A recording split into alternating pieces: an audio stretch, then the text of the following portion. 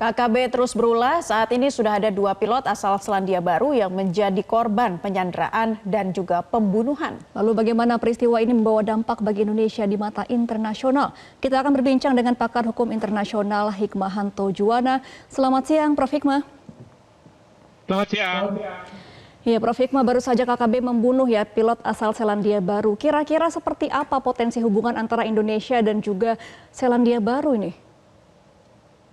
Oh, tentu kalau dengan Selandia Baru hubungan kita tentu tidak akan terganggu.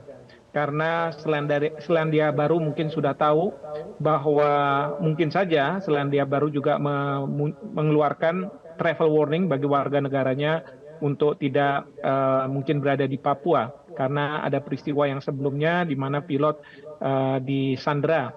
Nah, kalaupun ada warga negaranya yang tetap berpergian atau bekerja ke wilayah Papua, maka ini tentu tidak bisa disalahkan ke pemerintahnya maupun kepada pemerintah Indonesia. Tentu aparat kita tidak bisa menjaga warga negara asing yang akan berpergian ke Papua dan mereka bisa saja ke tempat-tempat yang kita tidak pernah tahu ada di mana begitu. Sehingga ya masalah keselamatan tentu akan diserahkan kepada warga negara tersebut. Itu yang pertama. Jadi kita tidak ada permasalahan dengan Selandia Baru dan Selandia Baru tentu tidak akan menyalahkan kita.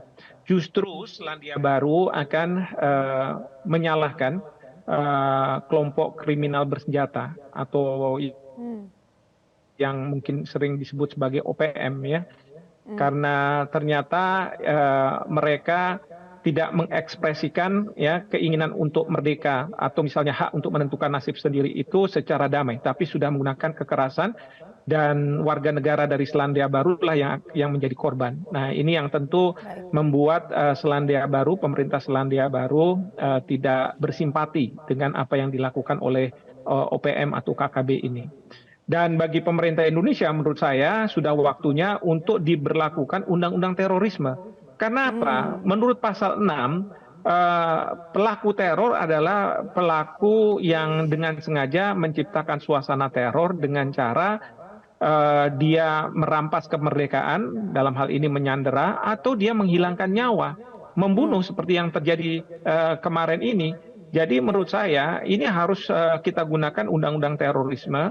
Dan yang turun tidak hanya Polri, tetapi juga TNI. Menurut saya TNI harus menggunakan undang-undang terorisme ini ya untuk memberantas tindakan teror. Ini suatu tindakan yang tidak bisa kita toleransi. Ini bukan hak untuk menentukan nasib sendiri atau hak untuk berpendapat, sama sekali tidak. Karena mereka sudah menerjemahkan dalam bentuk teror. Oleh karena itu, saya berharap pemerintah mau segera bertindak.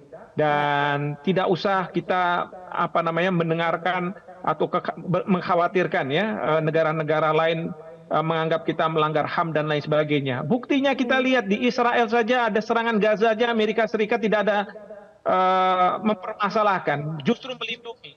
Menurut saya tidak fair. Sementara kita warga kita, mereka yang menjadi tenaga kesehatan selalu menjadi target dari pelaku-pelaku teror ini. Belum lagi mereka-mereka yang melakukan pekerjaan pembangunan dan lain sebagainya. Ini tidak benar ya. Kalau misalnya para katakanlah KKB ini yang katanya punya tentara dan lain sebagainya, mereka harusnya berhadapan dengan tentara kita, bukan dengan masyarakat sipil. Baik. Kalau masyarakat sipil tidak boleh diganggu, seperti itu.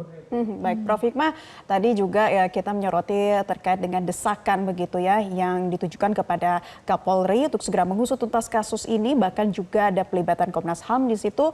Nah, kalau Anda melihat, Prof. Hikmah, sebenarnya selain dengan undang-undang terorisme itu tadi, sejauh ini apa yang sudah dilakukan TNI Polri untuk bisa benar-benar memberantas KKB, ini seperti apa? Ya, saya sih sebenarnya ya kadang-kadang melihat bahwa pemerintah agak ragu ketika harus menerapkan undang-undang terorisme. Keraguan itu bersumber dari kekhawatiran masyarakat internasional mempermasalahkan tindakan kita Indonesia dalam menumpas para pelaku teror ini. Nah, kalau menurut saya sekarang ini sudah lihatlah dalam kenyataan ini bukan lagi warga negara Indonesia yang menjadi sasaran, tapi juga warga negara asing. Oleh karena itu, saya berharap pemerintah tidak ragu untuk menerapkan undang-undang terorisme. Di dalam undang-undang terorisme ini ada dua institusi yang sangat berperan. Pertama adalah Polri dengan sistem peradilannya. Kalau nanti ditangkap bisa ke kejaksaan dan jaksa nanti akan menuntut dan kemudian diadili di pengadilan. Tapi satu lagi adalah TNI. Ya, TNI ini doktrinnya tidak seperti polisi, karena polisi itu harus ada praduga tidak bersalah dan lain sebagainya. Tetapi kalau kita bicara TNI, maka doktrinnya adalah to kill or to be killed. Jadi kita harus membunuh atau kita yang dibunuh. Ya, jadi dalam rangka menumpas para pelaku teror ini, undang-undang sudah memberikan kewenangan untuk TNI bisa turun, bisa melakukan tindakan pemberantasan terhadap para pelaku teror. Jadi saya berharap pemerintah tidak ragu-ragu, kita tidak perlu menambah korban, apalagi menambah korban warga negara asing. Ya, mungkin warga negara asing negara-negara asing akan berterima kasih kepada pemerintah Indonesia apabila kita bisa melakukan penumpasan terhadap para pelaku teror ini. Ya, sama seperti pada waktu pelaku teror Amrozi CS yang akhirnya dipidana mati. Australia yang anti terhadap hukuman mati, mereka justru mengapresiasi Indonesia karena berani melakukan tindakan menghukum mati para pelaku teror seperti itu. Baik, nah Prof. Hikmah, sampai sekarang kan juga masih ada pilot Susi Air yang ditahan oleh pihak KKB, dan sebelumnya juga pihak TPNPB juga ada wacana ya akan membebaskan pilot Susi Air ini selama dalam kurun waktu 1 sampai 2 bulan ke depan. Nah, kira-kira wacana untuk membebaskan pilot Susi Air ini masih akan berjalan nggak? Kalau menurut saya sudahlah, kita nggak perlu percaya lagi, ya, karena apa yang terjadi pada pilot warga negara Selandia Baru ini betul-betul menghancurkan kepercayaan kita kepada TNB yang katanya mau melakukan proses secara damai. Ya, ini tidak bisa kita tolerir. Kalau menurut saya sekarang juga harus dilakukan operasi intelijen, kemudian diikuti dengan operasi militer untuk membebaskan